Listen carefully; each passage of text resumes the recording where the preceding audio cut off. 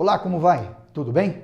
Seja bem-vindo, seja bem-vinda no nosso canal sobre assuntos de circulação.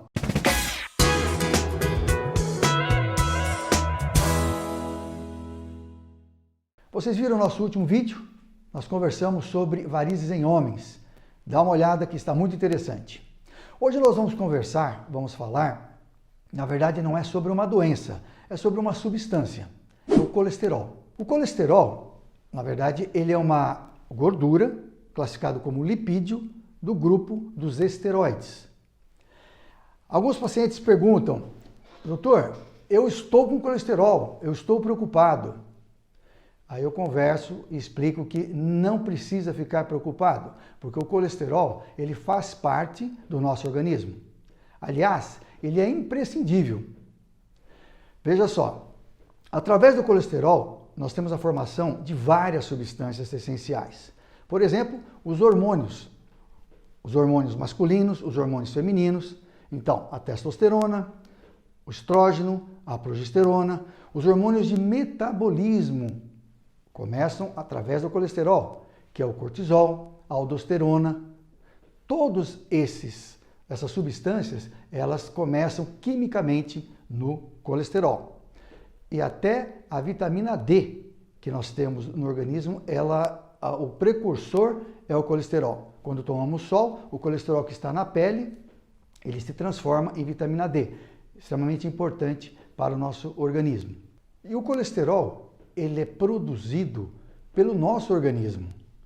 70% do colesterol circulante, ele é feito pelo nosso próprio organismo, no fígado, no intestino, nas gônadas, ou seja, testículo e ovários, todos esses órgãos produzem o colesterol. E nós vamos encontrar o colesterol em várias células do organismo. Os neurônios, a bainha do neurônio tem colesterol, as células intestinais têm colesterol, todas as membranas celulares também são revestidas com colesterol. Então veja a importância. Portanto, não há necessidade de ficar preocupado. O que acontece é que não devemos deixar que o colesterol seja muito elevado. O colesterol, ele, por ser gordura, um lipídio, ele não é solúvel em água, porque para entrar dentro do sangue precisa de carreadores, ou seja, uma carona. Quem faz essa carona? São as lipoproteínas, as famosas lipoproteínas boas e ruins, o HDL e o LDL. O HDL, por ser uma molécula grandona, vem do inglês, High Density Lipoprotein, significa que são proteínas grandes, que conseguem capturar o colesterol do sangue e levar novamente de volta ao fígado. Portanto, ele acaba sendo um grande limpador das nossas artérias, da circulação. Entretanto, o LDL, ele é uma lipoproteína de baixa densidade, fazendo o trabalho contrário, levando o sangue, levando o colesterol do fígado para as células. O problema é que, se você tiver o LDL numa quantidade muito alta, você vai fazer com que toda hora vai se levando esse colesterol às células e poderá formar as placas, a placa de ateroma, de aterosclerose. Essas placas são responsáveis pelo entupimento dos vasos. Então é importante que a gente cuide desse LDL, colesterol, para que ele não seja elevado. A estatística é uma ferramenta muito importante para que a gente possa entender a importância das doenças e dos problemas. A OMS, Organização Mundial de Saúde, estima que 2,5 milhões de pessoas morrem em função de colesterol alto no mundo.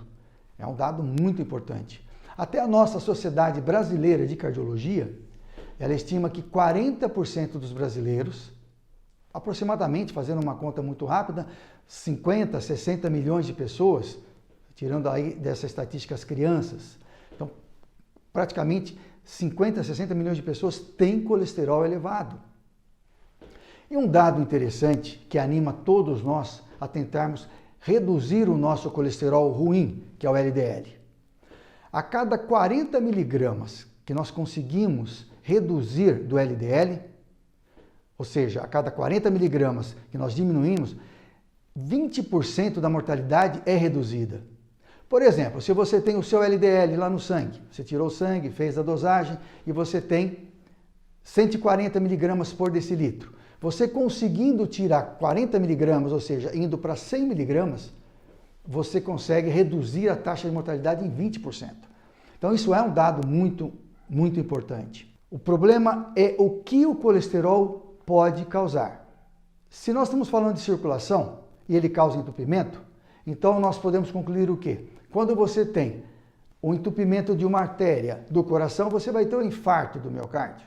Se você tem um entupimento da circulação que vai para o cérebro, como as artérias carótidas, por exemplo, você pode ter o derrame, o AVC.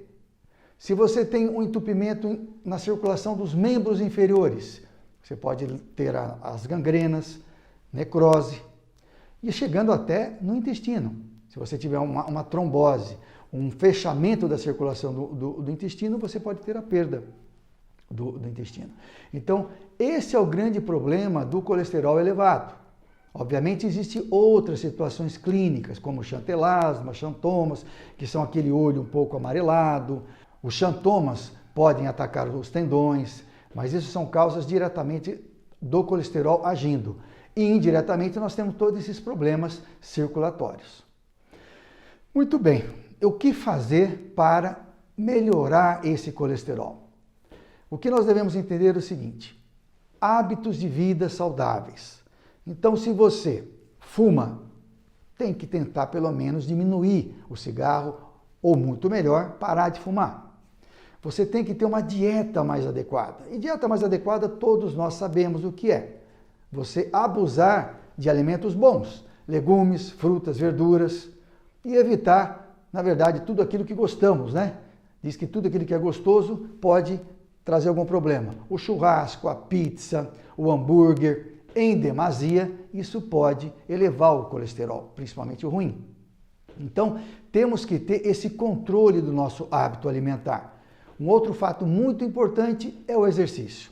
O exercício regular é uma das poucas coisas que consegue elevar o colesterol bom, aquele que nós falamos que é o HDL, que é o colesterol que carrega, que é a lipoproteína que carrega o colesterol de volta para o fígado.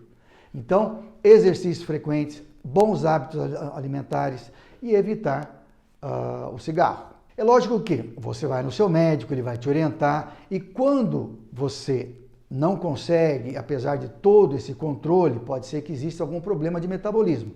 Então, nesse caso, vamos usar os medicamentos. Existem vários medicamentos que podem auxiliar no controle do colesterol. O mais conhecido são as estatinas. As estatinas, elas têm várias potências. Hoje, uma das mais utilizadas é a rosuvastatina, que é uma estatina de alta potência. Nós também temos um medicamento chamado ezetimiba, que ele diminui a absorção do colesterol a nível intestinal. Dessa forma, você consegue controlar o seu colesterol. Outras formas de você conseguir, existem quando a pessoa tem uma doença chamada hipercolesterolemia genética familiar. Essa é extremamente grave. Podemos utilizar mão de anticorpos monoclonais, que são específicos para isso. E até fitoterápicos, que podem ser utilizados também para controlar o seu colesterol. Mas nada melhor do que ter bons hábitos de vida. Procure o seu médico para que ele possa orientar e você aprender mais sobre o colesterol. Obrigado e até a próxima.